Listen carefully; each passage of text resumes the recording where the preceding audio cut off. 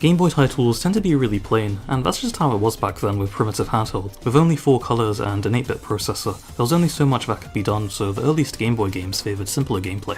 And that wasn't really a bad thing. Final Fantasy Legend was the first RPG on the system. You know, unless you want to include Mahjong. I think this game has some nifty game design ideas which more RPGs nowadays could learn from. The game is definitely rough at points, but I still appreciate the simple experience Final Fantasy Legend offers. Or we can go by its Japanese name, Saga. So what does Saga mean?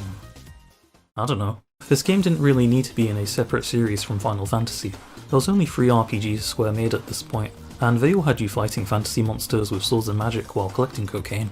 According to an old GameSpot interview, the game's director, Akitoshi Kawazu, said that the Saga series was meant for more hardcore gamers, and that it's the main difference to Final Fantasy. And while I think there are more complex Final Fantasy games, you can definitely see this design philosophy in the first game he directed. There's some pretty small tweaks to the gameplay that add up. For starters, there are both inventory and equipment limits. Limitations are normally seen as bad game design, but they can work really well to guide players into interesting strategies. Which, you know, is pretty important in an RPG where you need to make strategic decisions. In this case, it can allow for scenarios where you have to decide which items or weapons to discard to make room for treasure you found in the dungeon, or unequip a character's helmet to allow them to use potions in battle at the cost of decreased defense. RPGs nowadays have no real decision making when it comes to dungeon crawling. Having to endure the gauntlet through a hostile area loses all its meaning when you can carry 99 potions and drip feed your avatar at all times. Or, you know, eat an entire fridge. Final Fantasy Legend doubles down on endurance gameplay by including weapon durability. Use a weapon too many times, and it will break with no way to repair it. What's cool is that this mechanic complements the limited inventory. Do you drop off a weapon early to make room for a new one you plan to buy, or maximize the usage of the weapon knowing the attack power isn't as good? The weapon durability also applies to spellbooks like Cure, which only increases the importance of making inventory decisions. If you're in a tough spot mid-dungeon, you might end up dropping genuinely helpful items for a better chance of survival. Breath of the Wild has a similar system, except it lacks the consequences that give it tension. Final Fantasy Legend takes a page from Wizardry and Ultima by allowing your party members to permanently perish. This game introduces a heart system, where if the character loses all their hearts, they'll be excluded for the rest of the game, like in real life. You'll need to head back to the guild in a nearby town to recruit a fresh face. As I said before, I think these limitations add urgency to the gameplay. Keeping your party healthy becomes a top priority. It may be less punishing than immediate deletion, but you'll still be down a party member until you get back to town, which adds tension to dungeon crawling and requires effective inventory management. Even when the character is revived in town, the safety net will break if you're not careful. It is possible to buy revives and hearts, but they are American healthcare, am I right? Besides, even if you could afford revives, they'd still take up space in your inventory. It's usually better to spend your gold on stat boosts. There aren't any experience points in the game, which I think is a slightly worse alternative to stat increases. Experience points are usually implemented in a pretty boring way. It's a number that only goes up with no decision making. Nothing is technically stopping a player from grinding low-level enemies, only their own morality. I feel like half the games that use EXP could have some kind of limit to prevent over-leveling. I personally like grinding, but it certainly removes a lot of strategy. RPGs are potentially some of the most complex games with several different variables to manage, and yet they often lack the balancing you see in other genres. Using gold adds choices between buying items, equipment, stat boosts, or healing, like Dark Souls. And having an inventory limit, weapon durability, and permadeath can help with complicating your choice. But stat boosts have no effective limitation. They become cheap pretty quickly, and you can have 99 in each stat, which is more than enough for the endgame. You can even go beyond 99 if you feel like it. I managed to grab a 99 agility as early as the 2nd level. With weapons that scale with agility, I was able to one-shot a lot of enemies. All semblance of strategy is gone when you can just bomb rush everything. This is an unfortunate misstep in an otherwise solid game. That being said, the stat upgrades only work on humans. You can form a party of humans, mutants, and monsters. Mutants are capable of learning random skills and act as spellcasters, while monsters can take on the forms of enemies you defeat. I like the concepts for both of these classes, but there's an issue in the way they level up. Mutants pretty much gain stat increases whenever they feel like it. It's basically random, and earning stat increases for strength isn't really that helpful for spellcasters. At least experience points have consistency. Monsters have an opposite problem, where there's too much choice over whether you choose to change forms or not. If you already have a form that's strong enough to take out most enemies, there's no real reason to switch forms. If anything, your monster often powers down. Adding to the imbalance is that you tend to get stronger forms by defeating bosses. Like, imagine if I broke into your house and had you at gunpoint. You're not gonna get your dumbass jellyfish on me, right? No, you'd want your Cyclops from hell!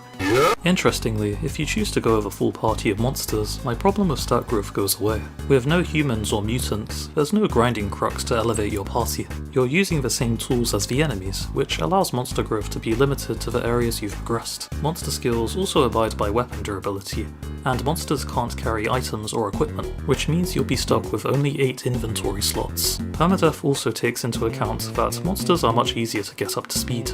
A great benefit about the meat setup is that transforms start at full health and weapon durability. If one of your monsters are at low health, you may want to risk transforming it even if they end up with a weaker form. Just having more than one monster can have you deciding which one will eat the boss's monster meat. It's honestly great stuff. I mean, why would you want to hire some boring soldiers when you can have 4 goblin boys? I guess I convinced myself that there was a well-balanced, challenging, non-grindy way to play this game, right? No matter how you choose to play the game, the option to save in the middle of dungeon crawling will always be a tempting choice. Being able to save the game anywhere means you can easily reload whenever something doesn't go your way. Check a chest. If it doesn't have anything you need, just reload. Fail to run away from an enemy encounter? Just reload your save file. Unless you're placing a self-limitation, there's not much downside to saving often. In older RPGs, dungeons were usually used as curated endurance challenges. The idea was to stock up on items and equipment in town, and then take on the dungeon once your party was ready. Grinding for said items has its own problems design-wise, but being able to rewrite your decisions mid-level can be just as flawed. Ironically, the previous 2 games Square made only allowed saving in towns, arguably making those Final Fantasies more hardcore. The sad truth is that this is just a result of accessibility. Since the game was developed for a handheld with little battery life, the option to save whenever was a necessity to avoid careless players getting frustrated. It makes me wonder if the developers would have included a quick save option instead if it were possible.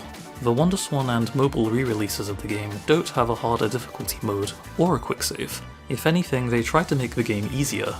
It's just another example of how accessibility and limitations can affect a game's difficulty. But with technical limitations comes more emphasis on interpretation. The visuals aren't particularly detailed even when compared to other RPGs on the same platform, but I do think they allow for some abstraction. Something that tends to work better with less powerful hardware anyway. Sometimes you just have to accept that this small corner is actually a house of life, or that this port town doesn't have any docks, or how you can just bend prison bars. The first overworld in particular can give off an eerie feeling with its blank field tiles, not a single blade of grass. What is this, Nier Automata? These crude visuals work well with the weird fantasy setting. Each area is split up into floors as you climb up a tower. Some floors have entrances to strange worlds, like this area with fish statues where talking to them more than 3 times causes overleveled enemies to show up and kill you, or this heaven place and hell place, or this underwater village that makes no sense, or whatever this is. Bob started it. I didn't do it! Sorry guys, it's my problem. I'm the one who tossed garbage in the lake. Bob, why'd you do it? Why'd you need to do this? There are 4 main worlds in the game. First an earth world, then a water world, then a sky world.